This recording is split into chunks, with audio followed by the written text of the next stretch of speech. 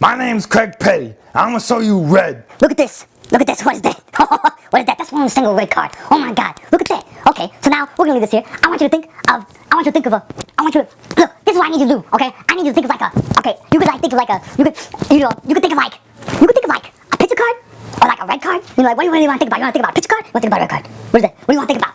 Like, because picture cards, picture cards got like, you know, kings and queens and, you know, daggone jacks in there, and then like, you know, there's you know, the numbers cards got like ace to 10, you know, like I need you to think of like either ace to 10 if you're gonna think of a number card. You can think of a number card like ace to 10. What are you gonna think of? Are you gonna think of a number card? Okay, that's pretty cool. Okay, so you're gonna think of like a number card, okay? Like, okay, that's pretty cool.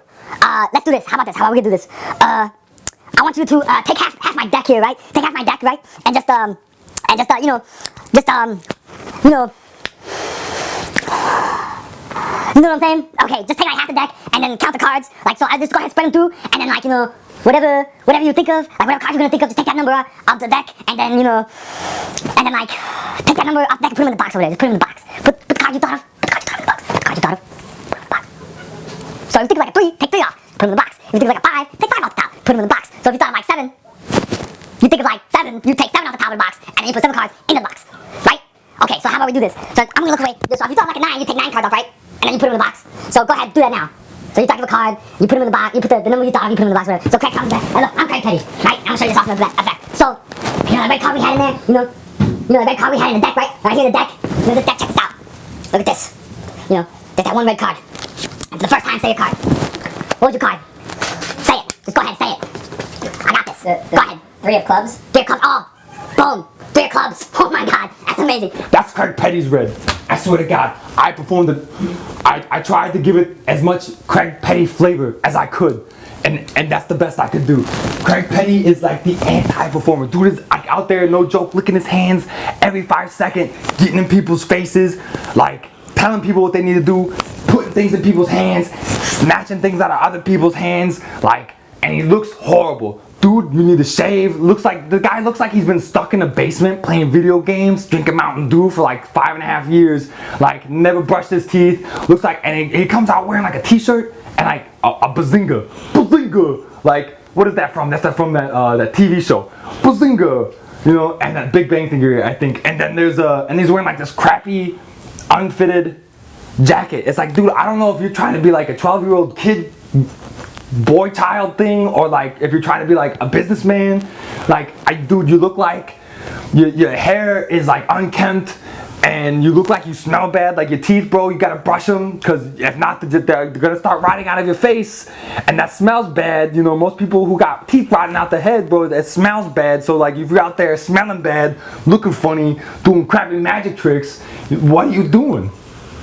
Like, on top of that, dude, I mean, that's just basically the effect looks like what I showed you, right? So you have a red card in the deck, right? And then you have someone take half the deck of your cards. They take half the deck, and then they think of one in the half, and then they take a number of cards that they thought of. So if they thought of a number card, they take that number that they thought of, stick them in the box for no fucking reason. There's why am I putting them in the box?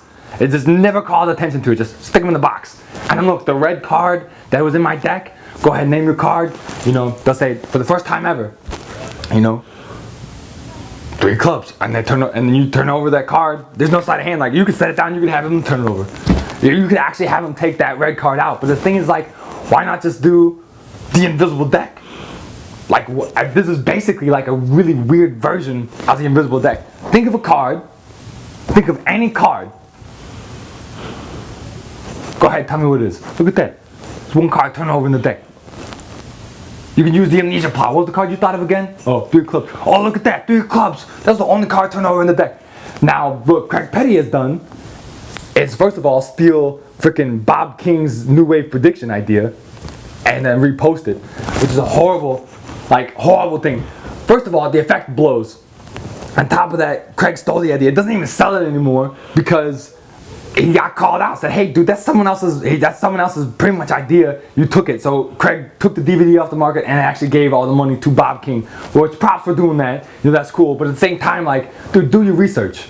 You know, you look like a fool. Like, you're gonna come out into a professional environment with professional competition and make a fool of yourself, bro. Like, shave your face and do your research, you know. And the other thing is like, I mean, there's a lot of stuff. I mean, you got some questions? Yeah. On the DVD, what's the teaching like? The teaching is like super over-explained, man. Like, Craig goes into like way too much detail, just like he does with his performers. He does magic at people. Like, it seems like he just wants to go out and like, oh, that person's alive. That's a real life person. I'm gonna go do magic at him. I'm gonna go get him. And licks his hands, and on his way he goes. I'm surprised he can spread through the deck that's not so soggy from the amount of times that literally within 12 seconds this guy licks his hands like 3 times, and he does it in this weird way. Like, it looks like he's like, what are you doing, dude? I know like retarded people who don't lick things as much as you. Like, you could just imagine Craig Petty just like licking windows. Like, just what are you doing, bro? Just like, Craig, get back in the basement, dude. No, just quit licking my windows. And, you know? And so basically he just like, because you talked about the teaching. The teaching is just, he berates people, dude. Like, I'm telling you, he's out there taking things out of people's hands. Talking super fast. Like, I can't even talk that fast. I'm talking pretty fast right now. Imagine this like times 3. Craig is telling people these super intense instructions about picture cards, number cards, I'm taking number. It sounds like an auctioneer. And he's going so fast. He's talking so fast because this effect is so long. He's trying to get, he subconsciously, he knows, I don't have much time. Sooner or later I'm gonna piss people off, and I don't want to see this crap anymore. You know? He's talking super fast, taking things out of people's hands, talking at them, super unprofessional. He's sarcastically insulting. He introduces himself to like these 3 people, and then he gets their names. He's like Sarah, Michelle, and something else. And he goes, fantastic, brilliant.